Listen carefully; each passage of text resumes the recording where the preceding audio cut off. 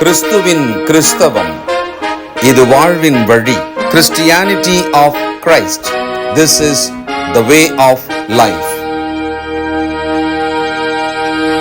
பரிசுத்த ஆண்டவர் இயேசு கிறிஸ்துவின் இனிய நாமத்திலே உங்களை வாழ்த்தி வரவேற்கிறேன். ஞானோபதேசம் வாய்ஸ் டீச்சிங் வழியாக உங்களை சந்திக்கிறதுல மகிழ்ச்சி. அநேகம் புதியவர்கள் நம் நிகழ்ச்சியை பார்க்க ஆரம்பிச்சிருக்கீங்க. உங்களை வரவேற்கிறேன், ரொம்ப சந்தோஷம். நீதிமொழிகளிலிருந்து கிடைக்கும் ஞான உபதேசங்களை கேட்டு நம்முடைய வாழ்க்கையிலே தேவனுக்கு பிரியமான சில மாற்றங்களை கொஞ்சம் கொஞ்சமாக நாம் செஞ்சுக்குவோம். காலம் குறுகியது, வாழ்நாள் குறுகியது. ஆனால் நாம் தேவனுக்கு பிரியமாக மறுரூபமாக வேண்டியது ரொம்ப அவசரமாக தேவைப்படுகிறது. இதை நாம் குடும்பமாக சிந்திப்போம். வாலிப பிள்ளைகள் கவனிங்க தயவுசெய்து. இன்றைக்கு நாம் பார்க்க போகிறது நீதிமொழிகள் 27ஆம் அதிகாரம் 9ஆம் வசனம். பரிமள தைலமும் சுகந்த தூபமும் இருதயத்தை களிப்பாக்குவது போல ஒருவனுடைய சிநேகிதன் உட்கருத்தான ஆலோசனையினால் பாராட்டும் இன்பமானது களிப்பாக்கும். ஒரு நல்ல விஷயம் நமக்கு நடந்ததுன்னா மனசுக்கு சந்தோஷமாக இருக்கும். ஆனால் இந்த இடத்துல பார்த்திங்கன்னா உதாரணம், பரிமள தைலமும் சுகந்த தூபமும், ஒரு சென்ட், ஒரு பர்ஃப்யூம் வச்சுக்கோமே, அது மனதுக்கு சந்தோஷத்தை களிப்பை கொடுக்கும் அப்படின்னு பார்க்குறோம். உண்மைதான், நிறைய பேருக்கு அது அனுபவம் இருக்கலாம். ஒரு நல்ல பெர்ஃப்யூமோட ஸ்மெல் ஒரு மன மகிழ்ச்சியை, ஒரு புத்துணர்வை நமக்குள்ளே உண்டாக்குகிறது. நாம் அனுபவிச்சிருக்கிற ஒரு உண்மைதான். ஒரு சிநேகிதனோட உட்கருத்தான ஆலோசனையினால் பாராட்டும் இன்பம் அப்படின்னு பார்க்குறோம். ரொம்ப ஆச்சரியமான ஒரு விஷயந்தான். இந்த ஒரு காரியத்தை நாம் தெரிந்து கொள்ளணும்னு ஆவியானவர் ஞானியின் மூலமாக எழுதி வச்சிருக்கிறார். நாம் ஒரு சுகந்த வாசனை போல ஒருவரிடத்தில் பேச்சு, நம்முடைய ஆலோசனைகள் இருக்கணுமா, அதில் குறிப்பாக பாராட்டுதல் இருக்கணும் அப்படின்னு பார்க்குறோம். சுகந்த வாசனை என்பது மனுஷனுக்கு காலகாலமாக இருக்கிற ஒரு சந்தோஷத்தின் கருவி. நீதிமொழிகள் 7:17, என் படுக்கையை வெள்ளைப்போலத்தாலும் சந்தனத்தாலும் லவங்கப்பட்டையாலும் வாசனை காட்டினேன். மனுஷனுக்கு ஒரு வாசனை, ஒரு சுகந்த வாசனையோடு கூட வாழ்வது ரொம்ப பிடிச்ச விஷயந்தான். இன்றைக்கி நம்ம வீடுகள்லாம் பார்த்திங்கன்னா ஏதோ ஒரு வகையில் ஒரு வாசனையை நாம் பயன்படுத்தும் மக்களாக இருக்கிறோம். அது ஒரு துர்நாற்றம் நீங்குவதற்காக வாசனையை நம்ம கழிவறைகளில் வைக்கிறோம். அது ரொம்ப காலமாக, ரொம்ப வருஷமாகவே பழக்கமாக இருக்கலாம். அது மாதிரி வீட்டின் அறையில் கூட, ஒரு வீட்டில் கூட சுகந்த வாசனை வருவதற்காக ஊதுபத்தியோ அல்லது ஒரு தூப புகையோ அல்லது ஏதோ ஒரு வகையில், இப்போல்லாம் கரண்ட்டில் அல்ல பேட்டரியெல்லாம் போட்டு வச்சிடுறாங்க. சில நிமிடங்களுக்கு ஒரு முறை அது அந்த ஒரு பெர்ஃப்யூமை வீசும். ஒரு வாசனை என்பது மனுஷனுக்கு மனசுக்கு ரொம்ப பிடிச்ச விஷயந்தான். நிறைய பேர் அதை ரொம்ப அதிகபட்சமாக பயன்படுத்துவது அவங்களுக்கு சில கேடை உண்டாக்கும் என்பது உண்மைதான். அதிகமாக எதுவுமே அதிகமாச்சுன்னா பிரச்சனை தானே. அதே மாதிரி தான் ரொம்ப ஓவராக சென்ட் அடிக்கிறது, பெர்ஃப்யூம் அடிக்கிறது, பாடி ஸ்ப்ரேன்றது, இல்லை அதிகமான வாசனையோடவே இருப்பாங்க. அவங்க அப்படி போயிட்டாங்கன்னு சொன்னால் கொஞ்ச நேரத்துக்கு அவங்க வாசனை என்ன போட்டுன்னு போனாங்களோ அது இங்கே சுற்றி இருக்கிற எல்லாருக்குமே தெரிய வரும். ஒருவர் கடந்து போகும்பொழுது அந்த வாசனை காற்றிலிருந்து நமக்கு வரும். வாசனை நம்முடைய வாழ்க்கையில் இணைந்த ஒன்று தான். அது இணைந்து நம்மோடு பயணிக்கிற ஒன்று தான். சங்கீதம் 45:7-8, நீர் நீதியை விரும்பி அக்கிரமத்தை வெறுக்கிறீர். ஆதலால் தேவனே உம்முடைய தேவன் உமது தோழரை பார்க்கலும் உம்மை ஆனந்த தைலத்தினால் அபிஷேகம் பண்ணினார். தந்தத்தினால் செய்த அரமனைகளிலிருந்து புறப்படுகையில் நீர் மகிழும்படி உமது வஸ்திரங்கள் எல்லாம் வெள்ளை போலம், சந்தனம், லவங்கம் இவைகளின் வாசனை பொருந்தியதாய் இருக்கிறது. அந்த காலத்தில் தங்கள் வீடுகளை, மெத்தைகளை, உடைகளை வாசனை ஏற்றிக்கொள்வது என்பது ராஜாக்களுக்கு, பிரபுமார்களுக்கு, மிகப்பெரிய ஐஸ்வர்யவான்களுக்கு ஒரு பழக்கமாகவே இருந்திருக்கிறது. ஒரு லைஃப் ஸ்டைலுக்குள்ளே அது ஒரு முக்கியமான விஷயமாக இருந்திருக்கிறது. ராஜாக்கள் பல வகைகளை இறக்குமதி செய்து வாசனை திரவியங்களை, பொருட்களை எல்லாம் பயன்படுத்தியிருக்காங்க. இந்தியாவிலிருந்து வாசனை பொருட்கள் ரோமாபுரி, கிரேக்க சாம்ராஜ்யத்தின் காலங்களிலெல்லாம் போயிருக்கிறது. உன்னத பாட்டு 1ஆம் அதிகாரம் 3ஆம் வசனம், உமது பரிமள தைலங்கள் இன்பமான வாசனை உள்ளவைகள், உமது நாமம் ஊற்றுண்ட பரிமளமாயிருக்கிறது, ஆகையால் கன்னியர்கள் உம்மை நேசிக்கிறார்கள். ஒரு வாசனை மனதை ஈர்த்து அந்த வாசனை இருக்கும் மனிதனை ஈர்க்கிறதை நாம் பார்க்கிறோம். அந்த வாசனை இன்னொருவரை நம்மிடம் ஈர்க்கிறதை நாம் பார்க்கிறோம். இன்றைக்கி விளம்பரங்களை கூட அப்படி காண்பிக்கிறாங்க. ஒரு வாசனை ஒருவரை ஈர்த்து வரவழைக்கிறது அப்படின்றாங்க. 3ஆம் அதிகாரம் 6வது வசனம், உன்னத பாட்டு.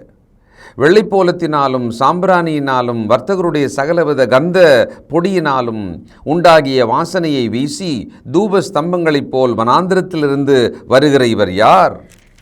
ஒரு வாசனை என்பதை மிக உயர்ந்த அளவுக்கு தேவ சமூகத்திலும் ராஜ சமூகத்திலும் ஒருவன் தன் வீட்டிலும் பயன்படுத்தி கொள்வது அக்கால வழக்கம்தான். அதனால தான் அதை ஒரு உதாரணமாக எடுத்து நமக்கான ஞானோபதேசத்தை ஞானி சொல்வதை நாம் பார்க்குறோம். அப்போ இந்த நல்ல சுகந்த வாசனையை போல என்ன இருக்குது அப்படின்னு நமக்கு சொல்கிறாருன்னா, ஒரு சிநேகிதன், ஃப்ரெண்டு, அவர் நல்ல ஆலோசனைகளை நமக்கு சொல்லி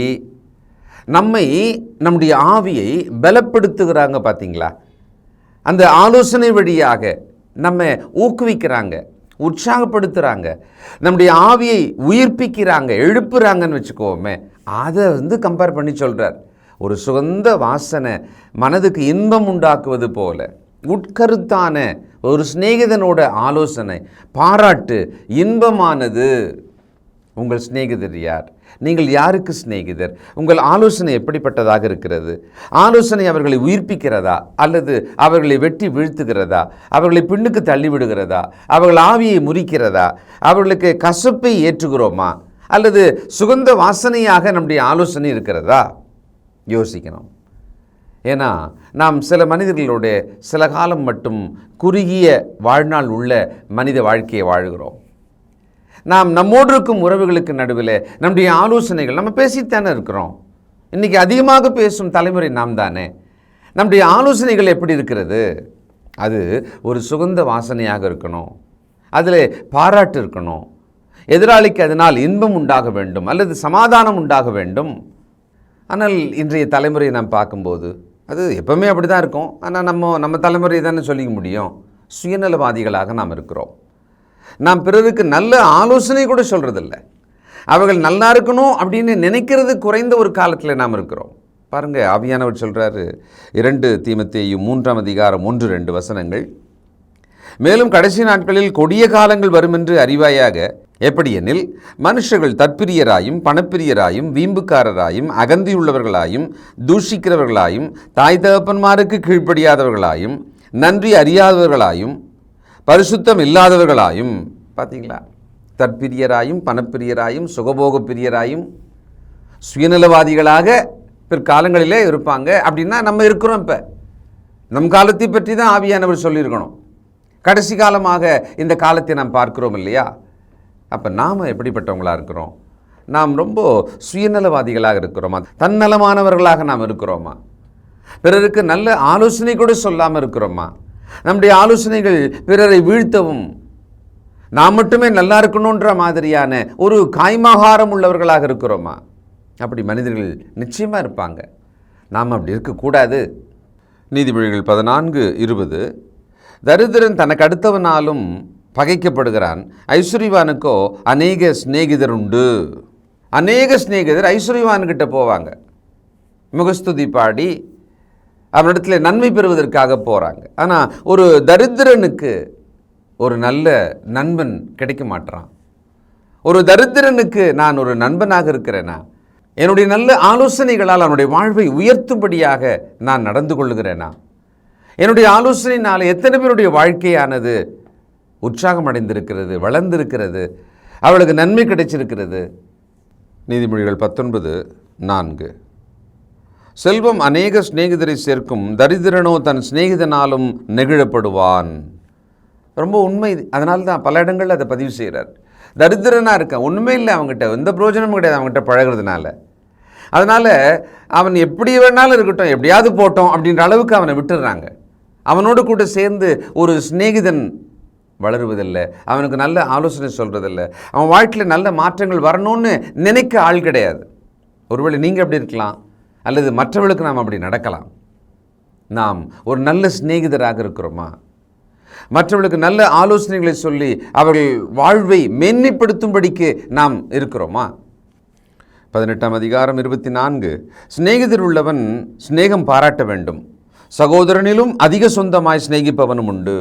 சிநேகிதன் உள்ளவன் சிநேகிதம் பாராட்ட வேண்டும்னா அதை வளர்க்கணும், அதில் இன்னும் ஆழமாக அன்பாக நல்ல ஒரு பிரயோஜனமான உறவாக நாம் அதில் வளரணும். இன்றைக்கு உண்மையான சிநேகிதர்கள் அநேகருக்கு இல்லை.